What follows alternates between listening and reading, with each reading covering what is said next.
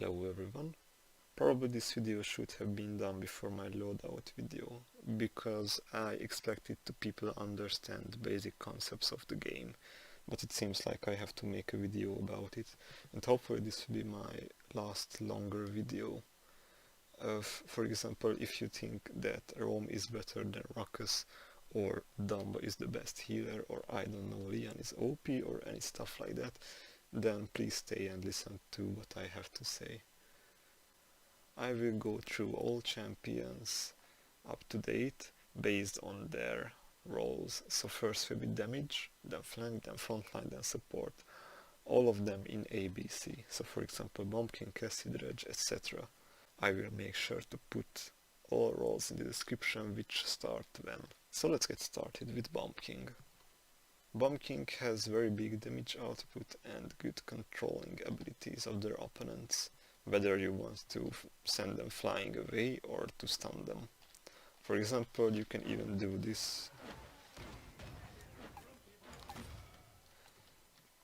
Most likely you would like to engage enemies in close combat with BK because your because your attack speed is really good, so you can harmonize it with your detonation ability. And to counter BK you have to do exactly the opposite, so you have to gain some distance and you have to get some nimble or some sort of that ability, movement speed increase. That's why some flanks have difficulties dealing with him, because if you go far away he needs to slow down his throws in order to hit you. You cannot just spam this, but you have to slow down to a rate where you deal when your damage per second output is much lower than if you could damage enemies from close range. And you have to understand the concept here, because I will tell you the first, that champions who deal initial damage with their first hit have advantage over champions like Victor who deal constant damage. For example, if you have 2000 health and someone can hit you 1000 damage per second, then it means that he can kill you in 1 second, because their first damaging shot will hit you at the time that you will face each other, for example. Next, Cassie. Cassie has a really good burst damage, and also her ultimate comes pretty handy at the start of the rounds or when Maeve uses her ultimate ability. And her hitbox is really nice, it's really big. Try to counter Cassie by counting her shots in your head, and when she would just shoot you, you jump away or something. Also, it is really important to take note that, for example, if you know that she will 3-shot you or she will 2-shot you, you should probably buy a Heaven level 1 or Heaven level 2 to make sure that your HP lasts 1 shot longer, which is in fact 0.25 seconds longer. It gives you time to either flee or to kill her. With Dredge you can either go scuttle with Deft Hands level 3 and just spam left click and reload, or you can deny capture points or the payload by just spamming broadside there, or you can go hurl. The problem is with Dredge that you cannot really utilize cauterize if you don't go close range, but you keep your roll as a damage and you damage from a long distance. Maybe your shots will not really land properly and then cauterize will not apply.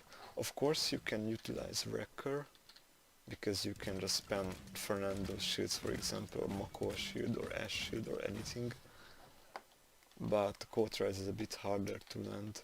With Hurl it doesn't even gain anything from cauterize or Wrecker, so so it's a really bad card in general.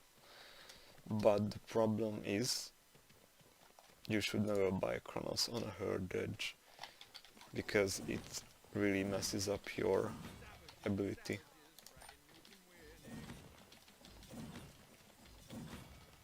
To counter Dredge, use your movement abilities when he is about to land his reload and left click combination on you. Drogos has the ability to hide on rooftops or everything as long as he wants, with worm jets for example, or to deal massive amounts of damage with Fusilade legendary card.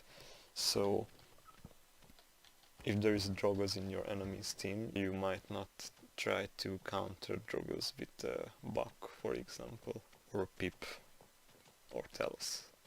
Also when facing Drogos ultimate, try to put, if you have a Ying, try to put a Ying illusion in between his target and Drogos. Instead of the target, the illusion will be killed. Also Drogos has a really great burst, so be careful not to fall as a victim for it. I can't really say much about Imani because I don't really play her, but I see most people play Splitting Ice. And it's a really great thing, you can actually snipe down low HP targets if they do not break line of sight from their other teammates. Basically you force them to retreat even further from their team, which is really important in team fights. Imani doesn't have a really good escape kit, apart from his Frostfire glide, but its movement is a bit clunky, so you can keep track of her even midair, and you can buy Bulldozer to counter her ult. If you have good ears, Kinessa may be good for you, not only because he can teleport, which is a really good ability, but at some loadouts she has the ability to reset the cooldown of her teleport. So maybe even before she would try to shoot again at you, she will make sure to have teleport ready again before she would engage in sniper combat. Also her mines can dismount enemies because they deal damage, so it is really good if you are about to win a point fight that you throw some mines here and there to prevent enemy movement speed or enemies from reaching the point quicker. As an enemy of Kinessa, you can keep track of where does she teleport by seeing that effect above her head. Leon is all about damage. With some cards you can increase her mobility by using Grace, but maybe you want to not use it and just pour damage, all damage into her, because she can really deal a ton of damage. Or if you want to snipe enemies, you can just use Eminence and have a good loadout for it. You can just burst down enemies with it. Or you can help kill somebody if you see that they are on half HP or something.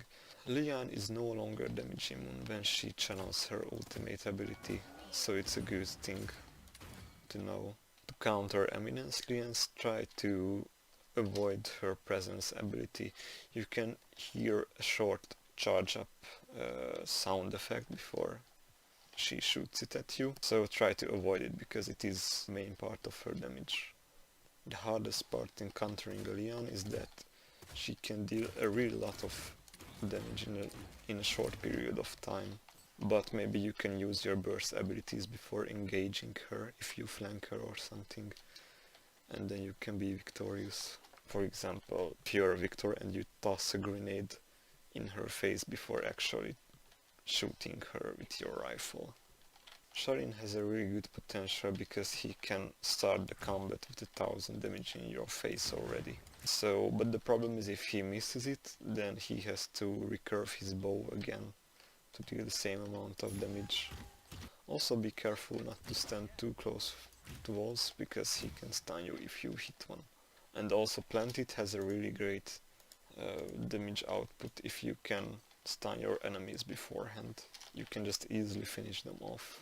You can try the same to counter shotting that you use at Cassie or whatever um, bursty damage champions have, to try to use your movement ability before they hit you.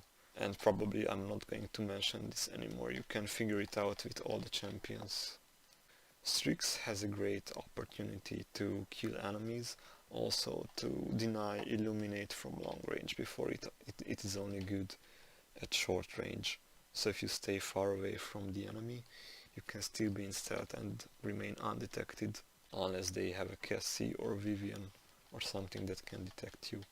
Strix's ultimate is pretty neat because the closer you hit your targets with your ultimate, the more time they will spend in total blindness, and it gives you more than enough time to finish them off if they don't buy resilience. Also, your secondary weapon has a really great burst potential too. You can combine some loadouts to have, I don't know, lifesteal or regenerate health, or to have more health if you would actually engage in close combat to survive.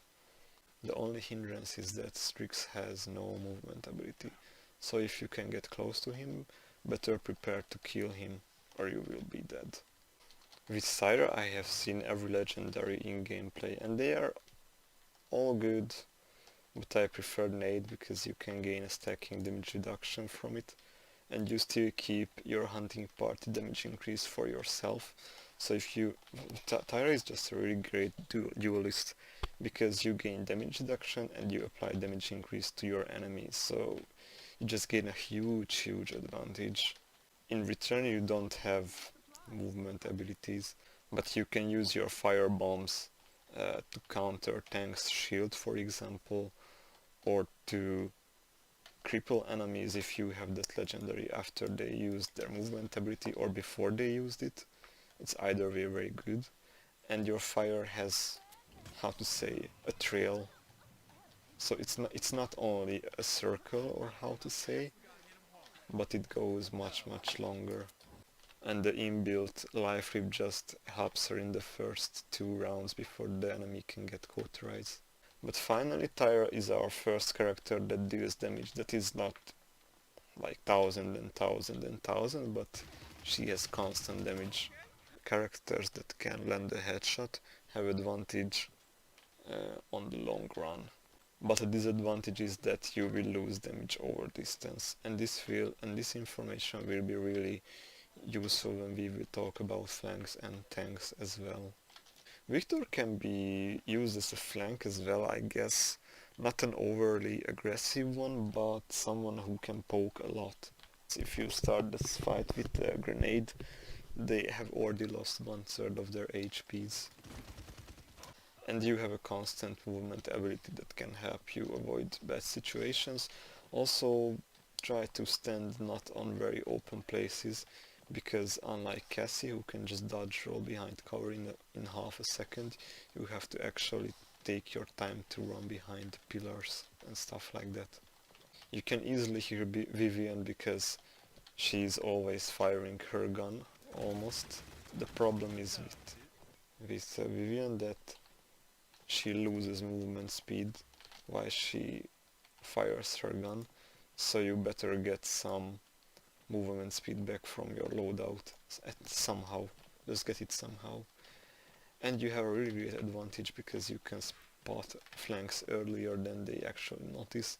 You can put your drones up here. If they come from there, they will have no time to react to those. Also, they can hear your drones just like Kinessa's mines, so they can shoot it down, of course, but if a flank comes so far, then they won't turn back, or they just shoot it down, because if they would try to change route, it would take them forever to get to you. With Willow, this blast flower became quite a meta, because Willow got better movement abilities than before. Also, she can jump up to pretty high places or gain high ground quite easily now, so it's a really big advantage as well. And of course you can use your dead zone either for very little burst damage or just to pick your target and make sure that he dies before the healers can get them. You can also help your teammates by providing a dead zone somewhere. Maybe you are busy fighting with the flanks or something, but if you can put some dead zone in the middle of the field, you can help them to clear up those spots, because they are fighting in a team against 2 or 3 players and you're just fighting against the flank or something. Of course it's different if your enemy flank has a lot of self heals or something like that. Okay, and finally we have arrived to our flank section. Flanks in general have a trade-off between range and damage. If they can get close to you, well, most likely it's goodbye for you.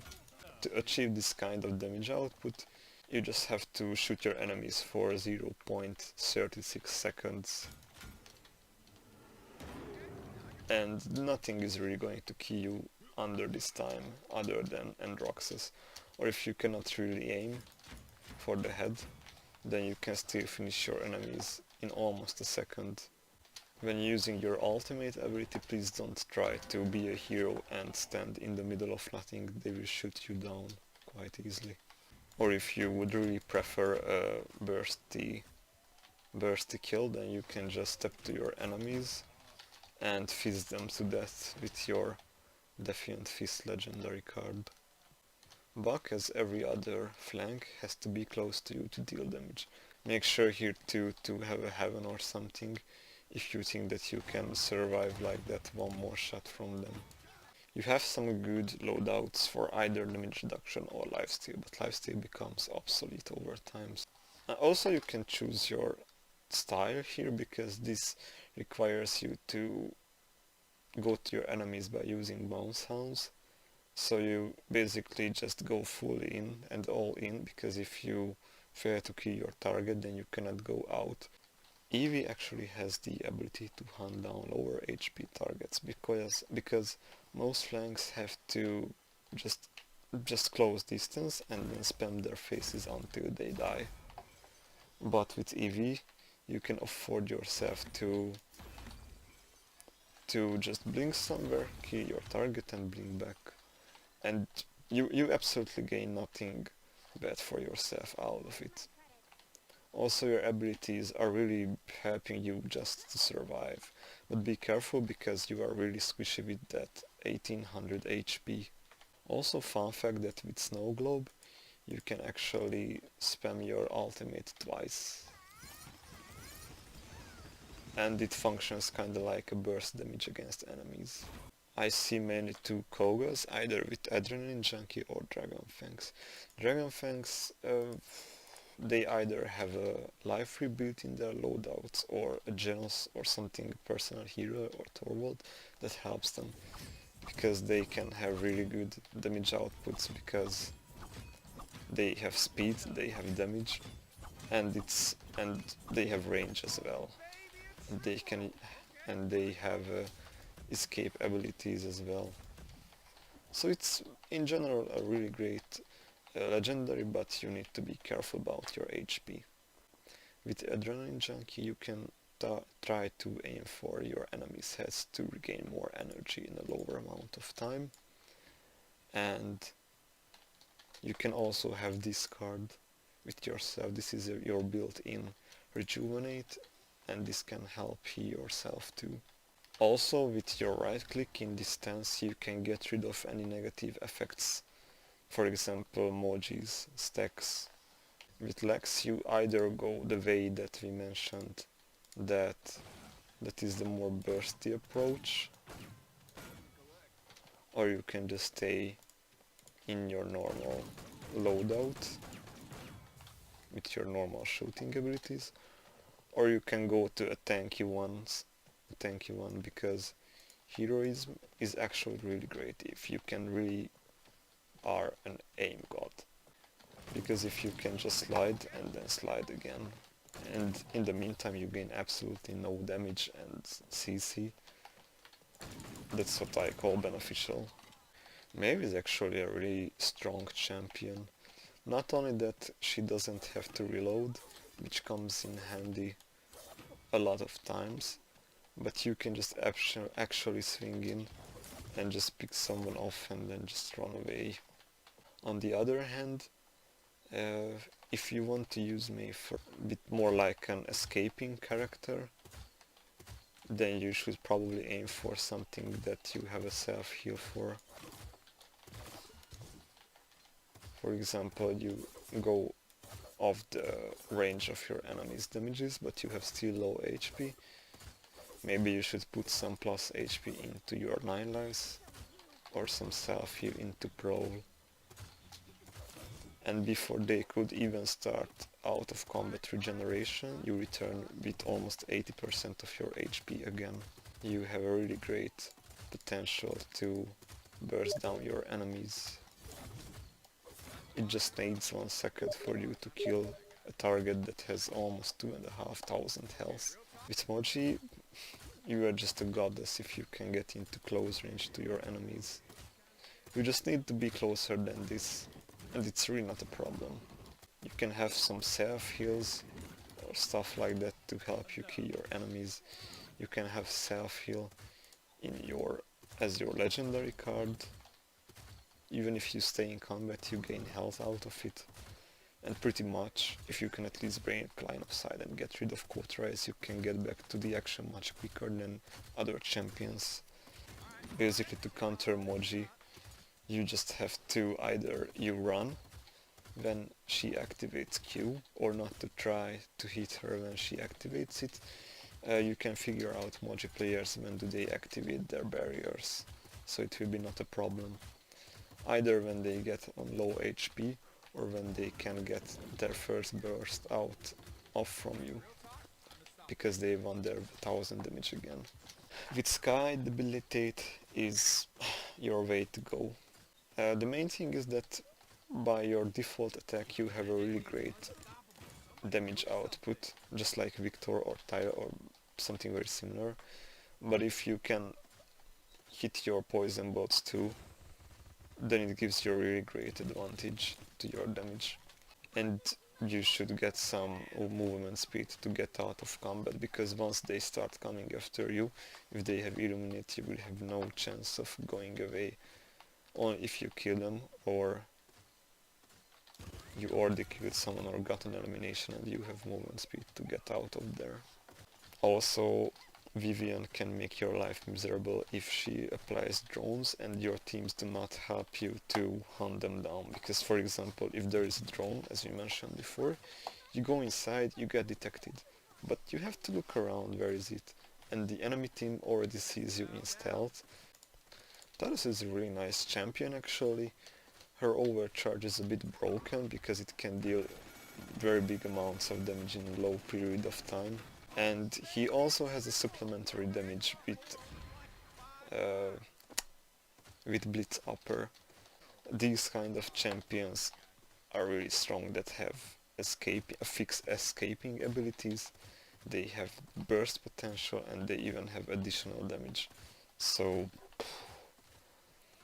on the other hand, you can even get damage reduction or lifesteal into your loadout, or movement speed under Rune of Travel. Xin is the champion of realizing if you are actually in danger or not, because you wouldn't like to waste your counter just to try and get a counter on someone, because you don't really want to close the range so much. Maybe you are in a team fight or something, and then you find yourself in a very bad position because you just tried to waste your counter on getting close to someone. Or if you want to hunt down enemies and you want to heal with this legendary card, it gives you more combat potential as well. So, up to you. Your damage per second output is not really much, because you can only deal 1600 damage in 2 seconds, which is really low. It's very low for a flank or damage. But on the other hand, you have a lot of tools to escape damage, or to turn the battlefield around to your advantage and hunt down your enemies, and to avoid a lot of damage that comes to you. So you won't be bursting down someone in 1 second, but you will be able to negate their damage as well. So actually the enemy has time to come after you, but you have time to kill someone as well and to cause distraction in their teams for a longer period of time. Because as a flank it's a really good thing if you can cause distraction. Next, let's talk about tanks, but I would like to first speak about Ron because maybe I would forget him if I would go in alphabetical order. So you don't have any supplementary damage, which is really bad, and you're slow as hell when you are shooting your weapon. Of course, if your enemy just stands there, like 2 meters away from you, you will have a good time of killing them. But often that's not the case, because they either trying to escape you, and they have a pretty good chance because you're moving slower than them. And over a short distance, you will start experiencing damage drop because of your huge inaccuracy. And it will take much more time to kill someone if they can get distance. On the other hand, you have a pretty good survivability because you generate a fixed almost 600 armor per second under some circumstances, not because you try to recover health from it, which is really bad because it is affected by cauterized then, but until then, when you regenerate armor, you can just pretty much 1v1 some tanks. For example, Ash has only 400 damage per second, it's nothing. You deal damage and you keep yourself up. But in most cases you won't be fighting in 1v1 because they either ignore you or everyone will just jump on you and kill you fast. So make sure that you have some damage reduction and you have your juggernaut ready either for escaping or if for any crazy idea you would be a flank to hunt down your enemies. For example, if you want to start with a burst damage, you can just roll in with juggernaut and rip them. But often this will not be the case. And if, for example, 2 damages are starting to hurt you, for example Tyra and the Cassie from this distance, you will not really have time to kill one of them because they will just roll away or move away or anything, and then your HP will drop quickly, very quickly.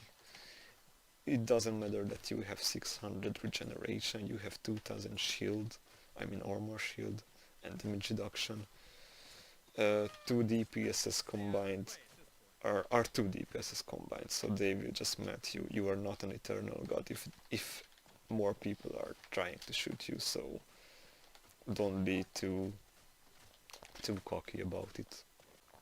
Ash is good for either flanking or being a point tank.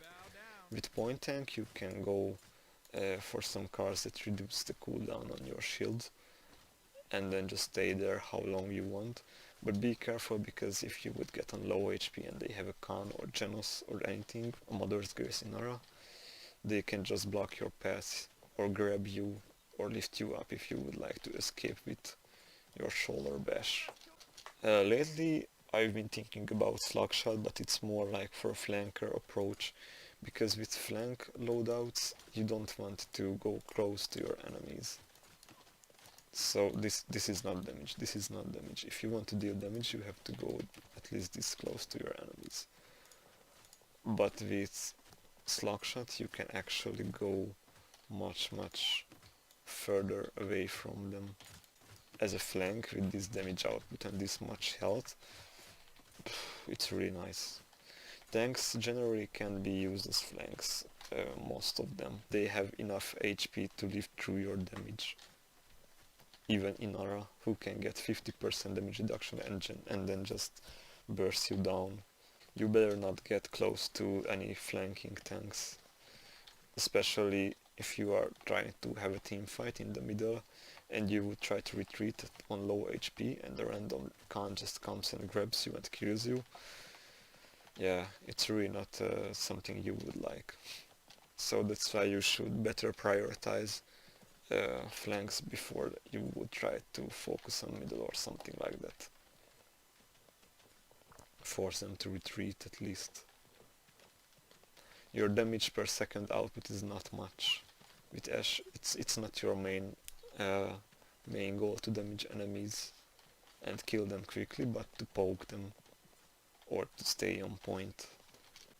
With Atlas you can either protect your team with temporal divide, for example you see that Fernando there, and then if you think, okay, the flanks are there, but they are getting their HP dropped, you might just drop them a shield.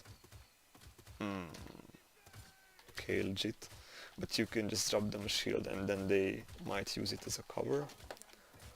Or you can use other legendaries to help yourself live longer or your team to get them off of them. And this even helps you to have like a second chance. So you can heal up twice in a row. You pop down their shield because Cauterize will get off of you by the time setback will bring them back. And then you can get some HP back on yourself, which is really nice.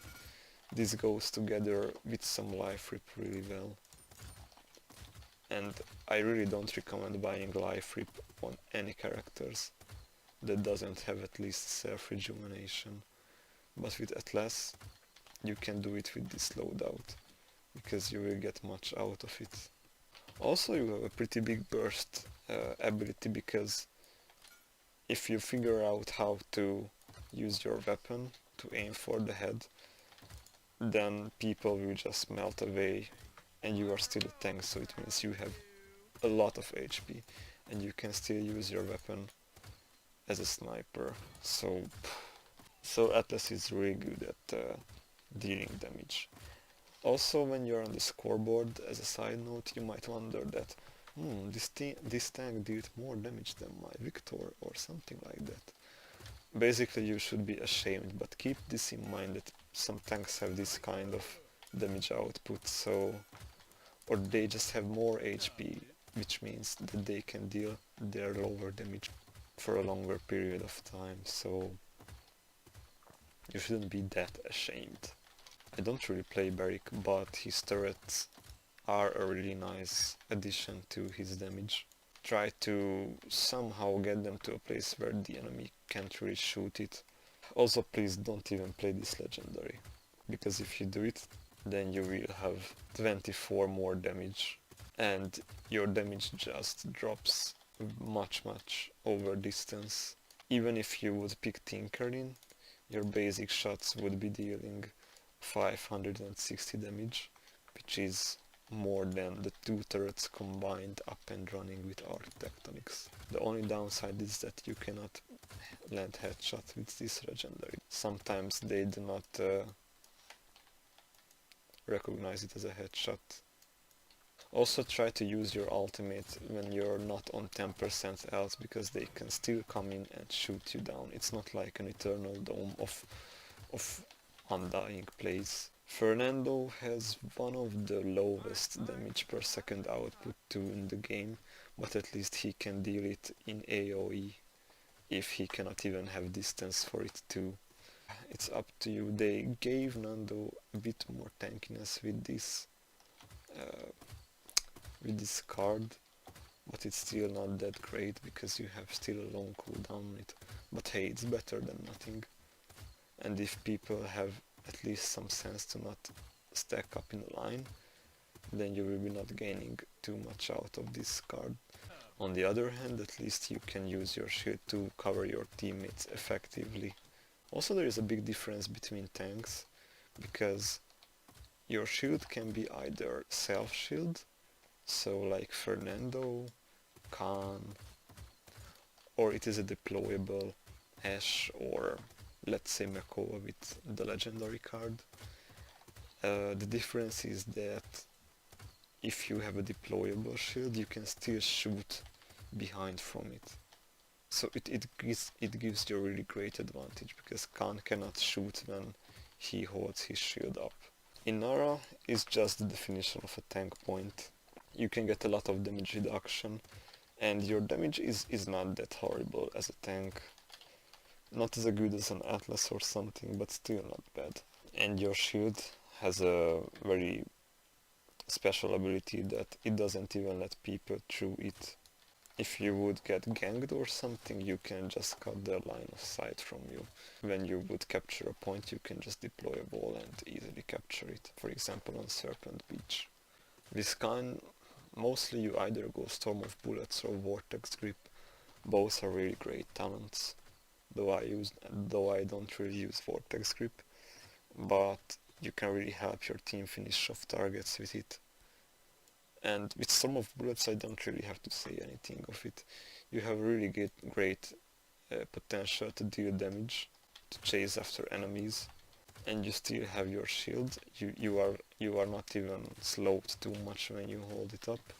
And if you wait for Cauterize to get off of you, then you can heal for a full 1000 health. With Makoa you either go Half Share or Leviathan or Pluck. Everything is really nice.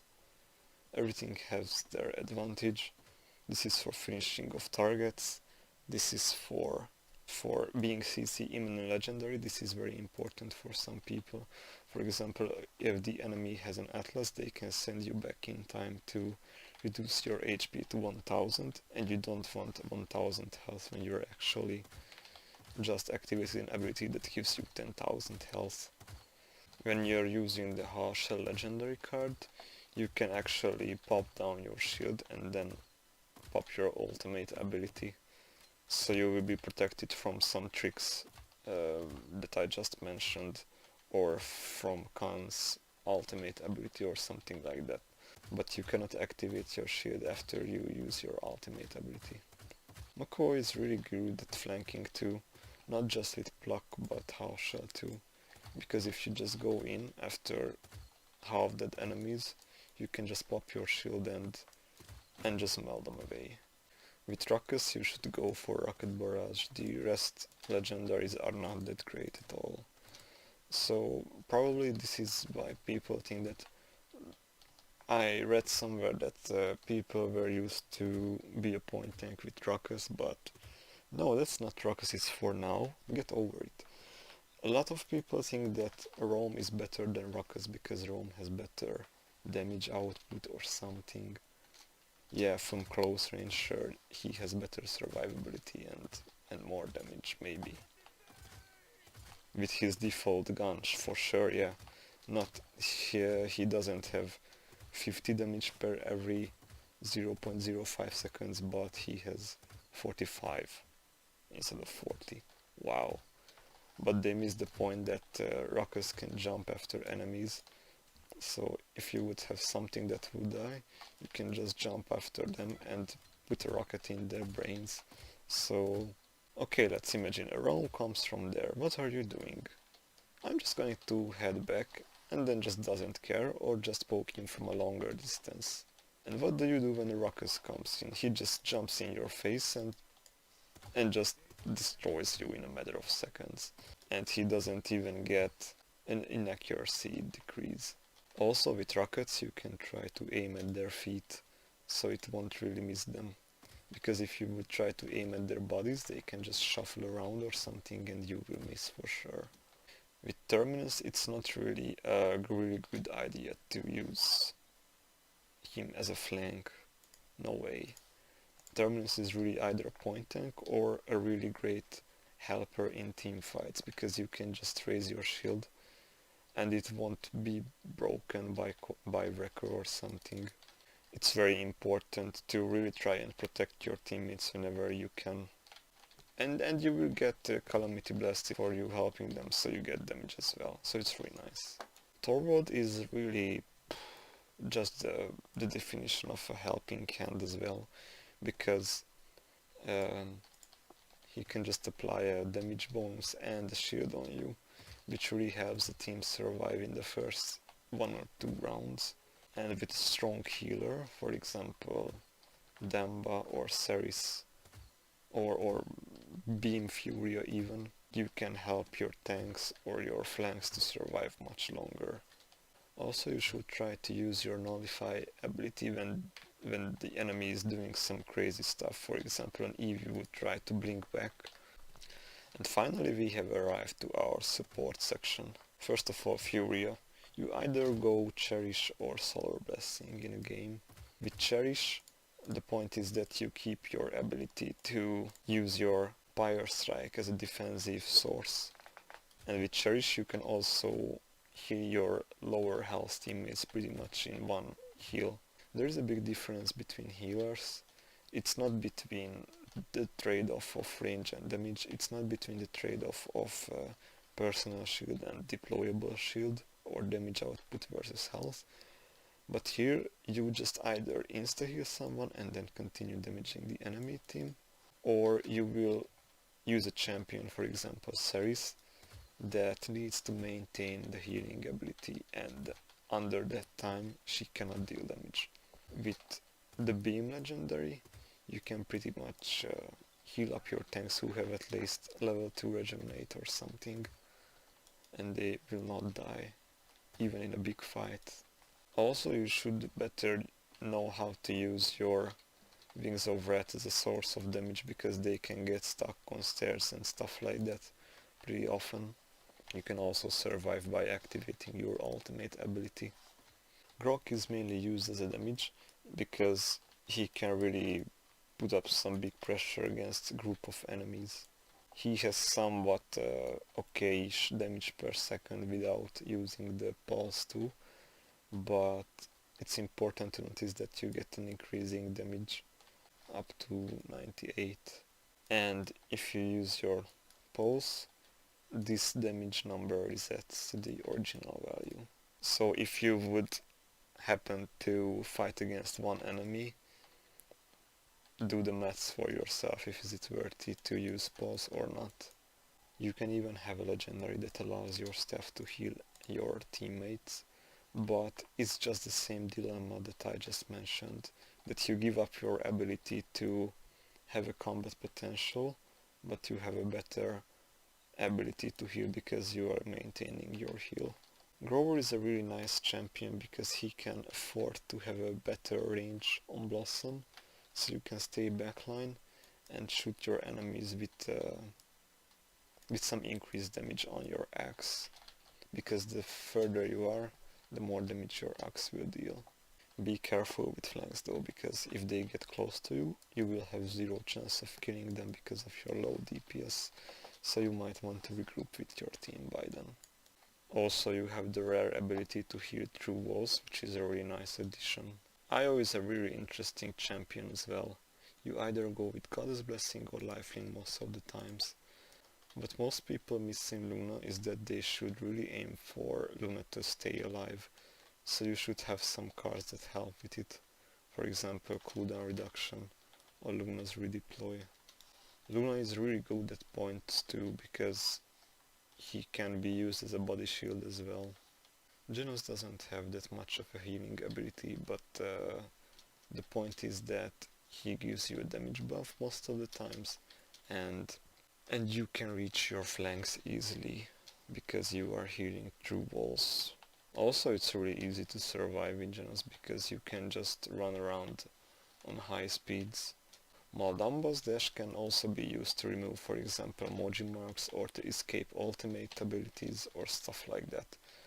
And Gold and Mending Spirits can provide a really nice healing combination. And you can still damage your enemies, but it takes a lot of time to master Damba because the projectile of your left click, of your gold, and of your reload are almost all different, so and his ability to stun enemies with your reload really gives him an edge in combat against some players.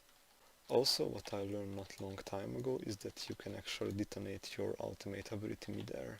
Pip as a healer has a kind of burst heal, so you can actually use that very little time between co-tries procs to heal up your allies pretty much quickly. That's why you have a very long cooldown on it, because it heals a lot and instantly. As always, I don't even mention it anymore, you can still shoot while you are healing your allies. Ceres' healing abilities are very good, but her damage output is not that nice because she can only deal damage very well if there are, for example, two teams on Stone Keep and this the round starts, so they just started to abuse each other in the middle of the castle. But you can at least escape combats really nice and comfortably if they do not track your sound down, because people who have ears can definitely hear you where are you going in stealth, but at least you're invulnerable while you are instead. So if someone can help you in the meantime to kill your enemy, then it's a really nice teammate in general.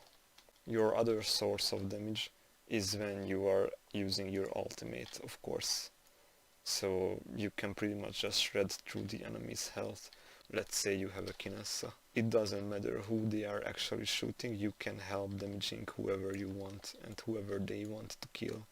This is the same with Leon, because for example an Alacrity Leon can just easily damage this target, this target, this target, this target, and he doesn't really, or she doesn't really care who the rest of the team is shooting, because she helps with everybody at the same time. And finally Ying. I would say every legendary is good. Focusing class is a bit harder to pull because you need to land all 5 shots. It's not like you land 3 shots and then you get 120, so like that, but you need to land all 5 shots. And it's not that easy. Life Exchange is of course the healer legendary, and Resonance. Resonance is an interesting legendary card because you don't really have to pay attention to your teammates, but you can still damage your enemies. Ying is the only character that has an extra healing ability that is actually hurting her ability to deal damage, because with Resonance you put your illusions down and they can heal by themselves, but they can also be used as a body shield. With Life Exchange you have to pay attention to your teammates. Your enemy can key your illusions without a consequence, but on the other hand you can still shoot your enemies pretty consistently. So if you master this kind of Ying, then my hat's off to you, because you are just a master of aiming. Hopefully you enjoyed this video and you learned something new. If you have any questions, feel free to ask them in the comment section. So have a great day. Bye.